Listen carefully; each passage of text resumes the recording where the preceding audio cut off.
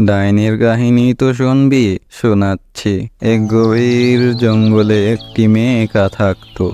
সবাই জানতো সে একটা ডাইনি, তাই গ্রামের লোকেরা ভয় পেত। কিন্তু মেয়েটি ছিল একটি ভালো মনের ডাইনি। সে গোপনে গাছপালা ঠিক করত, আহত পশু পাখিদের সাহায্য করত। একদিন গ্রামের একটি ছোট্ট মেয়ে, নাম তার লিয়া, সে জঙ্গলে হারিয়ে যায়। ভালো ডাইনিটি তার জাদুর সাহায্যে দেখতে পারে। সে লিয়াকে বাঁচানোর জন্য জঙ্গলে বের হয়। কিছুক্ষণের মধ্যে সে লিয়াকে খুঁজে বের করে।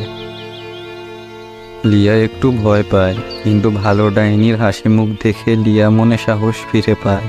ভালো ডাইনিটি তার জাদুর সাহায্যে লিয়াকে তার গ্রামে ফিরিয়ে নিয়ে আসে। গ্রামের মানুষরা ডাইনিকে সাহায্য করতে দেখে অনেক অবাক হয়। তারা বুঝতে পারে সব ডাইনি খারাপ না, ভালো ডাইনিও হয়।